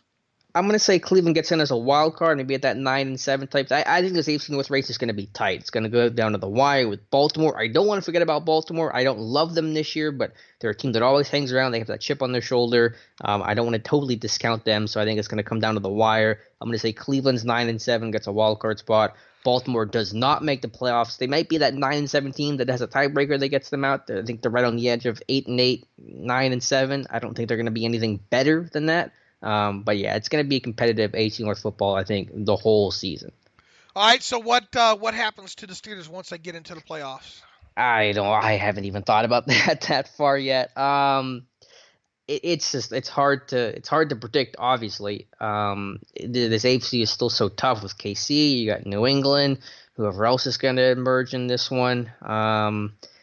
You obviously think New England's going to make the playoffs, right? You obviously think sure. Kansas City's going to make the playoffs. You already said you had the Steelers and the Browns making the playoffs. Who do you have coming out of the South? I'm still going with the Colts, even without Andrew Luck. I think there's enough there. I think they're built well in the trenches, and that division is still not particularly strong. All right, so who's would that mean maybe the Tennessee's your other wild card team? Nah, I think I'd go with Houston. Right, okay. I'm not forgetting anybody in the East. Yeah, give me Cleveland and Houston as the wild card teams, because Houston did get their left tackle, and that's really important. All right, so you don't think the Chargers are going to be there when the dust settles? I'm usually the one that's always on the Chargers bandwagon, but that offensive line is so bad. The uncertainty of Melvin Gordon, that defense still isn't particularly strong. Yeah, I'm going to say the Chargers bow out this one. All right, so who can't the Steelers, assuming the Steelers get in as the division champions, I'm sure that you're not picking them to be a number 1 or 2 seed, right? No, not a 10-6. All right, who scares you then in the playoffs with what you have, and anybody but the Patriots? I mean, is that the way you view? I mean, can this team make it to the Super Bowl if the road doesn't have to go through New England again? No, I mean, they could beat anybody. They could beat New England, too. I don't want to say that they can't beat anybody. Again, I think this is a team that's built that they can win literally any single game that they've been in, which I think has been true for several years now. So I don't want to say the idea that they can't do anything, but it's just hard to have that path because you've been burned by it, so many times before. Can they beat Kansas City? Sure, but Kansas City beat them last year. Can they beat New England? Sure, but New England's always such a tough team to play, especially in the playoffs. So any of those teams can be tough outs when you're in the playoffs. It's obviously unpredictable. I'm not going to predict a Super Bowl victory for the team this year because I just have them at 10-6, and that probably means they're not the best team in the AFC. But they can get to a championship game and then get some luck their way. Who knows what'll happen? I think my optimism, and I wrote this up yesterday. Look, I've picked up I think the last year before that to win it all, and they didn't, obviously. If this team stays healthy, and they have so far, it just. And I was talking, I think you and Matthew Marksy about this in direct message a couple of weeks ago. It says, man, this this thing. It seems to be the story's perfectly written right here, right? I mean, but that Hollywood isn't playing these games. Right, Hollywood does not play these games. I mean, you got over the whole drama. You sent two of these guys off in Le'Veon Bell and Antonio Brown. You have this team coming together through the passing of Darryl Drake. You have an exciting young player that you traded up to go get, and Devin Bush, who really does seem like he might be the real deal. You got a lot more experienced defense now. I mean, when's the last time you've been this excited about this defense, Alex? A long time. Last Super Bowl team, maybe. And how many? Even if the offense does take a tiny step back, if the defense can, what's the magic number we're going to have the counter on this year, Alex? 25 takeaways. 25 takeaways. I mean, if this team can get to that 25 takeaways, and this offense, not turn the ball over like they did at certain times last year, I think they can overcome all this. Now, I think what did I say a couple weeks ago? Put me down for 10-6. I lied. I lied to you. Oh, you're going higher, aren't you? I'm going 11-5. I just think if you look, and that's because I have them winning this opener against the Patriots. That decided what the record was going to be with me. I went to people say I'm too negative all the time. I'm going the optimism side here. I got the Steelers going 11-5. I have them still not being a number 1 or number 2 seed. I do have the Browns in there as a wild card at 9-7. Ravens, I have 7-9, and the Bengals, I have 4-12. I obviously have the Patriots making it. I had the Chiefs making it as the number 2 seed. I had the Chargers in there. I had the Titans winning the South in there. You like the Titans this year? Yeah, really? Yeah, Okay. yeah. I think whatever. I think their defense is going to keep them in a lot of games this year. Okay. And also, I think they're the best of. I think it's going to implode with Houston, and I just don't think the Colts are going to be that good overall there. So I have Houston going 8-8. I have the Colts going 6-10 over there, and I have the Titans going 10-6 overall. Look, when you look at the Steelers' schedule, it doesn't look that bad on paper. Of course, things can happen. Obviously, the Patriots schedule, boy, like I said, you get past the Steelers and the game they have later in the season against the Chiefs. Man, they're going to have some injuries to not roll it up once again, I think, this year. Long and short of it, Alex, I have the Patriots beating the Steelers in the AFC Championship game. I'm going to get a lot of tomatoes thrown at me for that one. I have a rematch of the Rams versus the Saints, with the Rams winning it again, albeit not with a controversial play. So I have a Super Bowl rematch. I have a Super Bowl rematch, but this time McVay figures out how to score some points on the Patriots. So fear not, I don't have the Patriots winning their 7th Lombardi, but I have the Rams beating the Patriots in Super Bowl 54. Obviously, I would not be surprised if somehow the Steelers maybe could slay that New England Dragon twice in one. How great would that be? How great would it be for the Steelers to win this year's Super Bowl with all that, the way the story is transpired from the AB thing until now, with the passing of Coach Drake? I mean, it's literally a Hollywood movie, is it not? No, it would be. You couldn't draw up a better scenario than that. But a lot of work to do to get there. But yeah, I mean, it's possible. I'm not going to say that it's not. I mean, if this defense can make those plays, then anything is possible. I think it is possible. So, if you're mad at me for picking against the Steelers, I get it. My pick's not the end-all, do-all here, but I think Alex and both. Where is the disappointment factor with this team? If they don't make the playoffs, right? I mean, oh, sure. Huge. This team should make the playoffs. This team should win the division. This team should win at least one playoff game. Yeah, I think you have to at least get to a title game for this season to not feel like, a disappointment. But obviously, anything that's not a Super Bowl victory, or at least an appearance, feels like a real big disappointment where you just feel like you can't get over that hump. So that's always where the bar is going to be set in Pittsburgh, and rightfully so.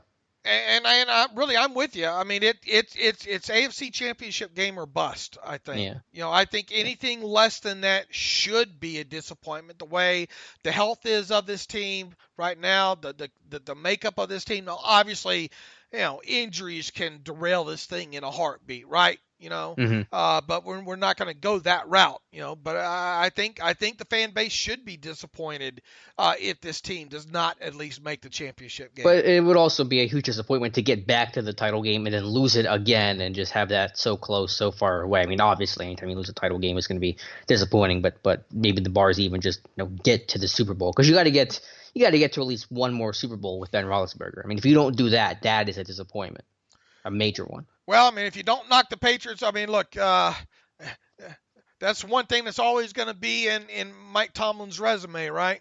Couldn't beat the Patriots in New England, Right. So what better way to start turning that around than week one, know? Yeah, I hear you. Real quick, my Super Bowl prediction is very boring. I have Saints over Patriots. I couldn't think of anything more interesting than that. But I think Jared Cook's a big addition for the Saints offense. Give him another weapon. Devin Bush can win the Rookie of the Year, defensive Rookie of the Year. I think so as well too. It'll be him and Devin White. Whoever plays more. What other kind of bold prediction do you think you might have? Well, I think they could hit just 25 takeaways, and that might not sound bold, but for this team, it would be bold. I think they've done it once in the last 6 or 7 seasons. So I've had that stat kind of post sticky noted for a while now. So I think they are capable of that. I think TJ Watt can hit 16 sacks this year. I think he's capable of maybe leading the NFL in sacks or being right up there. So that's maybe the other. I don't have a whole lot of bold predictions, but that's one of them I guess I do have. What about the write-up that you had not long ago about the, the 60 sacks, the sack prediction or whatnot? Oh, yeah. Yeah, I think they can hit 60 team sacks. I guess that's a good bold prediction. I think they'd be the first team to do that since Carolina in, what year was that, 2012? I think it's been a while since anybody hit 60. But, yeah, I think this defense is capable of that. I mean, heck, they've been at 52, 56 the last 2 years, so 60 isn't that much of a stretch. And if Watt can have that kind of season where he's getting literally 16, 17 sacks, then you're well on your way. So yeah, I think this defense can. Yeah, I'll say that'll be my bold prediction. This is the first defense to hit 60 sacks as a unit since the Panthers in whatever year that was, 2011, 2012. Someone can fact check me on that. Look, if you hit 60 sacks and you have 25 takeaways. All right. Maybe, yeah, you're using my logic against me here. Yeah. I'm not scolding you, Alex. I mean, no. Just think. Sure. No, I mean, well, first of all, take very little stock into my predictions because I don't spend a whole lot of time thinking about that stuff. But yeah, I said. What about 55 and 25? Yeah, I mean, both are possible. I think on paper, like I said, this defense not only is it better than last year, it's better than any defense probably this decade of the 2010s, if I'm thinking back correctly here. So yeah, this defense can be a whole lot better. It's just making sure the offense doesn't take a huge step back, minus still being efficient in the red zone, because there is a concern that you've brought up about, can this red zone offense be about as good as it was last year? Can they really hit 70%-ish again? And if they can, then fantastic. If they can't, then you might run into some trouble with having a consistent enough offense, because I just think back to, I know it was crazy in this last year with the AB situation, him leaving middle of the week, but that week 17 game of kind of what that felt like, not have his presence and how it was a real struggle to try to move the ball down the field. It won't be that bad, obviously, because you had a whole offseason to add pieces and work with the new guys and guys progressing, but it's going to be a different feel for sure not having him out there. What is your biggest fear? The defense won't live up to expectations, or the offense taking a bigger step back than what you like? Yeah, I mean, I would kind of go with the offense and just kind of having uncertainty with the offense, because that's always been just the known consistent factors. This offense is going to produce points, it can move the football. It may not be perfect, but you could always kind of count on them. And there are some concerns just, relying on someone like James Washington to truly have that breakout season, relying on someone like Dante Moncrief to have this, a career year, relying on Vance McDonald to stay healthy and have an active enough role and play enough snaps and just stuff like that. So, and then it's kind of crazy to say, and I'm not super worried about the offense, but yeah, I mean, those are things that concern me. Can this offense be consistent enough to kind of still be counted on as the strength of this team, and that's a little more uncertain than it has in the past. Let me tell you, if this defense hits the 55 sacks, 25 takeaways, and we both agreed that's the number is takeaways, right? Mm-hmm. One final time that this year's Super Bowl champion will have 25 or more takeaways, right, during the regular season. Yeah, 17 last 18 Super Bowl winners have done that. All right. So if this team hits that 25, we'll allow them to only hit 24. Okay. No, I'm saying 25. I don't allow it. I don't allow it. 25, and then at least 55 sacks. It's hard to imagine this team not being at worst a number 3 seed heading into the playoffs. Yeah, that'll get them in this thing. That should be enough to win the division and at least go 10-6 for sure. From the playoffs, you kind of throw some of those numbers out the window just because you never know how it's going to happen. So that's the uncertainty. And I guess I'm just the cynical guy because this team has felt like they've had it all on paper before and they've done well in the regular season. You get in the playoffs, and whether that's a Jacksonville game or AFC title loss to the Patriots, you've had those really disappointing and bitter ends to your season. But yeah, like I said, this defense, I mean, it's going to be a whole lot better. You got speed, you got versatility, you got experience, youth. I mean, it's in the best place right now it's been in a long time. All right, we're running along, but we got to get to some of these emails here. This one from Matt. Code Red, totally got that reference. The media, he goes on to say, the media tore into Ben when AB and Bell left. We know now who is wrong. So when will they paint Ben in a better light now? You know better than that, Matt. I like that we've gotten 2 third-rounders for wide receivers with red flags. Hey, like I said, people need to be throwing a parade. I think for Kevin Colbert. This one just says from Yahoo. Hey Jens, what look do you think the Steelers will show offensively on their first drive Sunday night? I would like to see Juju in the slot with Moncrief and Washington on the outside. Do you think the Steelers will attempt to use the outside zone runs that was successful last season against the Patriots, or do you think Bill Belichick will try to scheme against the run, knowing that the Ben tends to be rusty week 1 in previous years? I don't think those were true outside zone runs, were they? No, they were power and counters. Right. They were those kind of those toss counters and stuff like that. So not true outside zone runs. Now, will they try to get on the perimeter a few times against the Patriots? Yeah, I think you'll see those pin and pulls. I think you'll see them run the power there. I don't know how early in the season you want one of your guards pulling 10 times in this one. Probably not. But look, I mean, you are going to have to run the ball. To what degree and how much? I think the Patriots defense will probably help decide that. What about the rest of it there, Alex? What was the other part of that question? Let's see. He says, do you think the Steelers will show offensively on their first drive? Okay. Basically, 11 personnel with Juju in the slot. Yeah, I think that's how it's going to go. Juju in the slot, Washington as the Z, Moncrief as the X. They're going to rotate guys around. Juju's going to play on the outside quite a bit, and Eli's going to get some work in the slot and they'll move guys around. But I think you'll come out kind of in your 11 personnel, and that's going to be your script. And do you think Bill Belichick will try to scheme against the run, knowing that Ben tends to be rusty in week 1? No, I don't think he cares about Ben potentially being rusty. I think he wants to try to take your top 2 threats away from you. Yeah, I don't think Belichick ever plans for a quarterback to be rusty, especially one of Ben's caliber. If he's rusty, great, but he's not going to plan for that. Okay, let's go to the next one. Let me flip back here. Carmen Savino writes in, I got the Code Red reference. Please add more movie references. Boy, a lot of Dave Bryant fans in here. I got some people saying they didn't know what was going on. Yeah, no, you don't.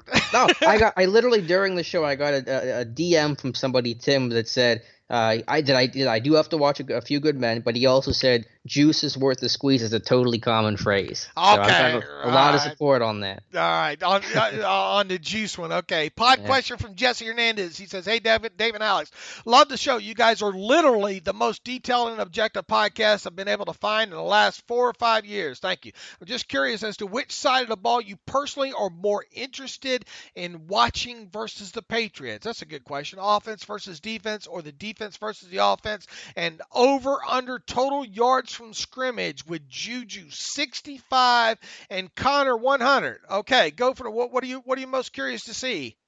Oh, it's always a defense, that chess match against Brady and how you attack that and just the evolution of the old cover three tackle to catch compared to last year where you played a lot of man coverage, you doubled, you bracketed, you disguised stuff a lot differently. I like to see kind of just the new schemes and wrinkles you come up with to try to slow down. I think that's the testament to kind of a good litmus test for how this defense might perform. Certainly none better than going against New England in their place. I'll take the over on Juju, the under on Connor. So you're taking under 65 for Juju. And over. Did I say that wrong? Over Juju, under Connor. Okay. And this is total yards from scrimmage now. Yep. You know what? I'm going to take the over on both of them. I'm going to take over 65 yards, over 100 yards from scrimmage from Connor. How about that? All right. We need to write these down. So, and please lose them if I'm wrong. Buddy Bryce writes in, hey guys, it's Bryce. It's finally here, and I can't wait till Sunday. Want to get both of your thoughts on the following 2 points. Wanted to get both of your thoughts on 3 keys to victory. Great communication on defensive side of football. No busted assignments. Well, yeah, I mean, I think that's kind of a given there, Bryce. Win at the line of scrimmage on both sides of the ball. Yeah. Win on third down, but especially in the fourth quarter when Brady's clutch gene kicks in. Yeah, well, I mean, I don't see anything wrong with what you just wrote there. Number 2, did want to talk a little bit about Ian Berryman. I actually would have liked to see the team keep him over Berry because of his strong leg and ability to flip the field. Our punting game over the years hasn't really made offenses have to drive the football longer distances to have success. And while he may not have been as skilled as Barry when it comes to pinning teams and kick placement, my thought it was something he might be able to do, be able to hone with more coaching and practice. Your thoughts, Bryce? I think you're missing it there with Berryman. I think you have built-in bias there that won't let you go. I think you judging Ian Berryman just off of his leg strength is wrong. It means you did not read my couple of posts on Barry the last 2 seasons about how he's been forced to kick primarily on generally shorter fields. And I think, yeah, I mean, it's nice to boom the 70-yard punt, but how many opportunities do you hope the Steelers have with their booming 70-yard punts this year? To me, it's more important to directionally kick and to be able to inside the 20 players when, per se, you are kicking from either your own 45-yard line or closer to the opposition there. Bryce, I call it like it is, Alex. No, I mean, I get the idea of leg strength. I mean, you saw what happened in the game last night, J.K. Scott just booming. I mean, that punt at the end of the game, which was like 70 yards, I mean, that was just awesome. But the Steelers' philosophy has always been about directional stuff. You don't want to have to try to work with a punter during the year. You're going to go through growing pains, and, you know, that's going to – you get some JV punts as you try to work through him. So, Berryman had an okay camp, but I don't think he ever pushed him enough. And I was looking at Barry's numbers last night. You know, if the Steelers' coverage unit wasn't so poor last year, Barry would have averaged, even if they were just average on the coverage unit last year, the return yards allowed, Barry would have had a 42-yard net, which would have been an elite number. So Barry had a better season looking back on it than I think even I gave him credit for. All right, this one says in the title, would you take Antonio Brown back? From Dennis Wright. He says, gentlemen, of course I'm kidding. Antonio Brown has may never be allowed in Pittsburgh for any reason ever again. My real question is if Mike Tomlin had coach and GM powers like Bill O'Brien, what are a few moves you think he would make? Oh, Lord, we're going with the hypotheticals here. Also, with Eli Rogers being cut and Horton on the practice squad, none of the wide receivers on the active roster have 80s jersey numbers. Kind of weird. That is kind of weird when you get to that. What do you think? You have any? You gonna deal in deal in hypotheticals, Alex? Nah, I mean, I don't think it would be that dramatically different. You know, Tomlin obviously has pretty much roster control with the draft stuff. Those are things that are collaborative efforts with him and Colbert. I don't think you'd see a whole lot different. I did see on Facebook at least twice yesterday fans being serious about trading for AB back, and that was enough internet for me at that point. So I'm glad that was a joke. Thank you for making that a joke. Dennis, I have no want whatsoever to deal in the hypotheticals with Mike Tomlin having GM powers like Bill O'Brien, and that is kind of weird when it comes to the jersey numbers. Dennis evidently lives in Las Vegas, so Dennis, when you see me in a Walmart, please don't punch me in the face. At least give me a fighting chance here.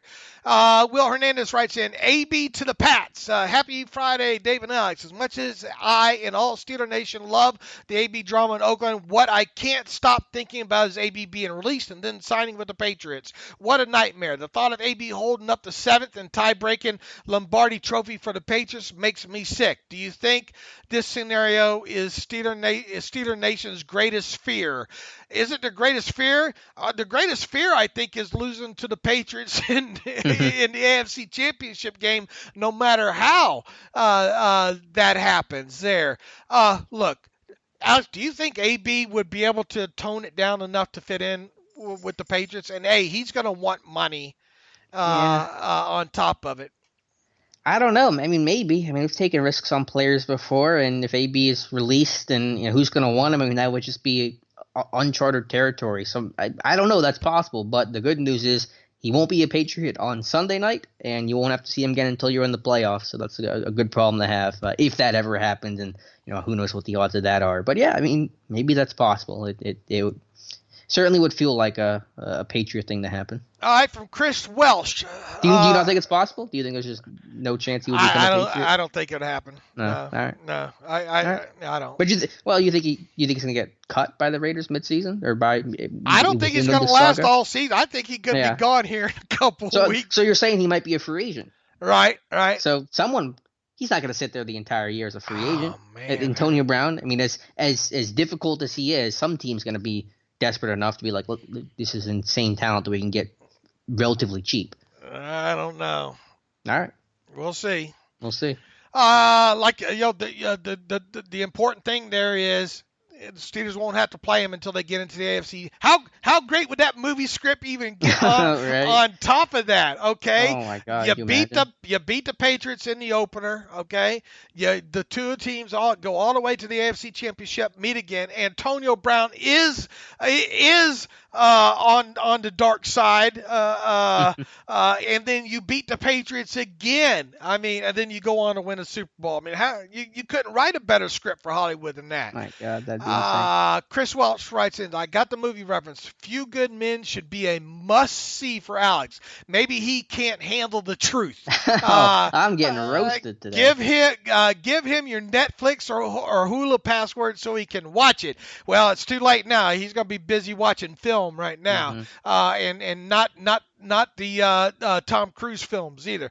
I think he would love that one. I actually think Alex would love A Few Good Men as well too. He goes on to say, Dave, I get 99% of your references, and I love it when you drop them in. I was born in 1972, can relate to the I'm getting too old for this bleep lethal weapon reference. Laugh out loud. Chris in DSM, wherever DSM is. Pod question trades from Matt. A semi-serious question here. How much more cautious do you think general managers are going to be with Colbert in trades, specifically with receivers, giving Bryant and now Brown? Let me tell you, I'd take a hard look at them magic beans. Yeah, I don't know if it'll affect things overall, but I think Colbert's going to have to dial star 69 to call Oakland anytime again. I saw that joke on Twitter that made me laugh.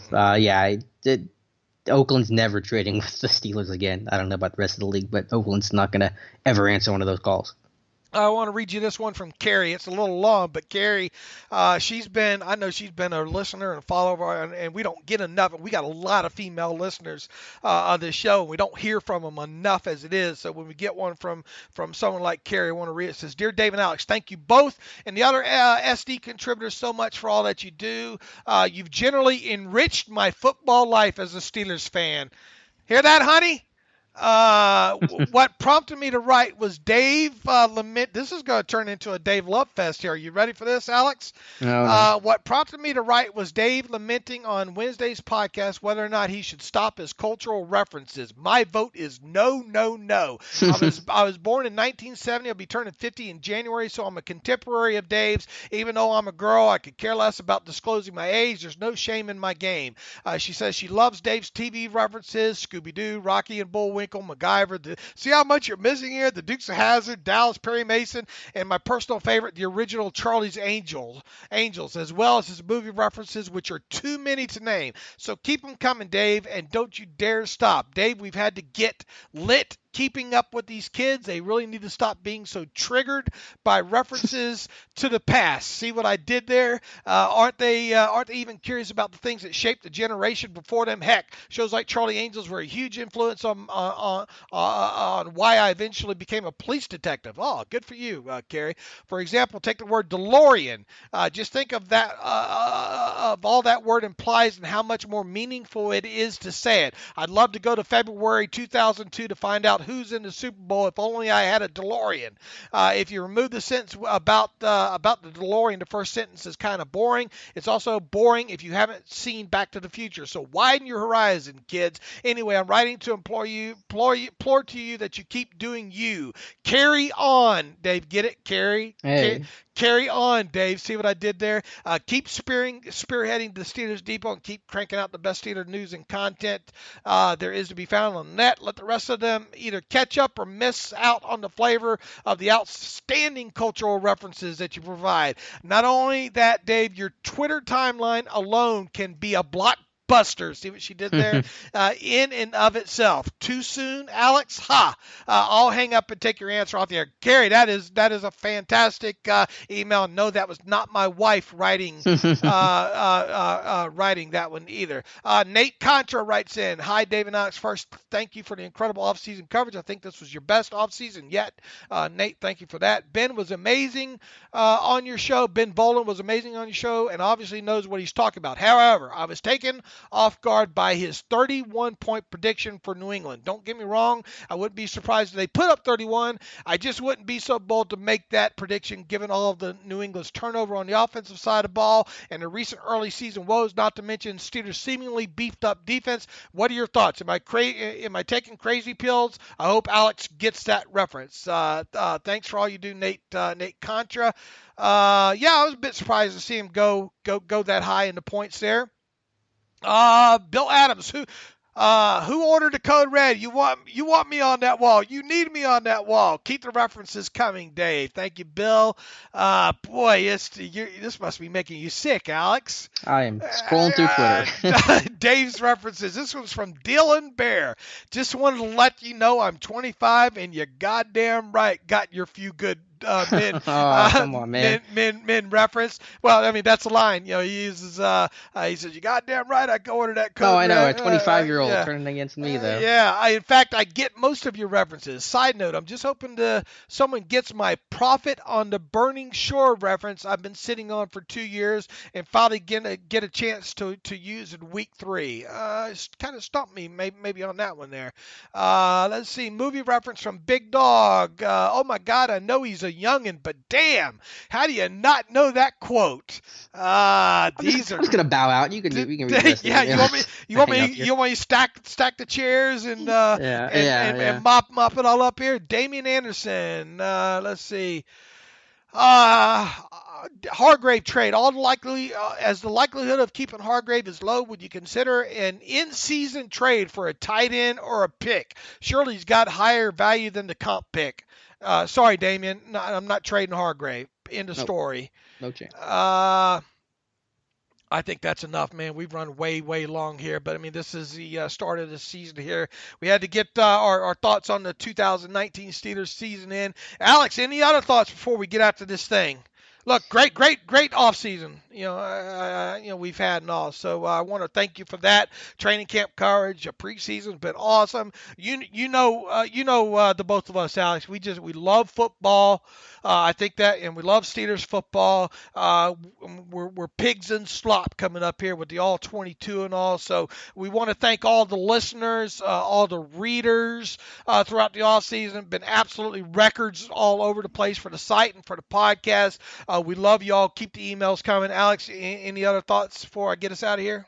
No, it's just been great. I think August was literally one of our best months ever the site's ever had. I can't wait to see how the season goes, and it's going to be a great season. And the focus will be on football, and that's the thing I'm most excited about is to put the drama and all that stuff behind us, get back to football, talk about what this Pittsburgh Steelers do. It's going to be a really exciting time. We love writing blog posts about what happens between the lines. We absolutely love. That's our favorite thing to do. All right. With that, as always, you can follow me on Twitter at Steelers Depot. You can follow Alex on Twitter at Alex_Kozora. You can follow the show at Terrible Podcast. Email the show like so many of you do. Keep it coming. Let's hear from some of our female listeners. TheTerriblePodcast at gmail.com.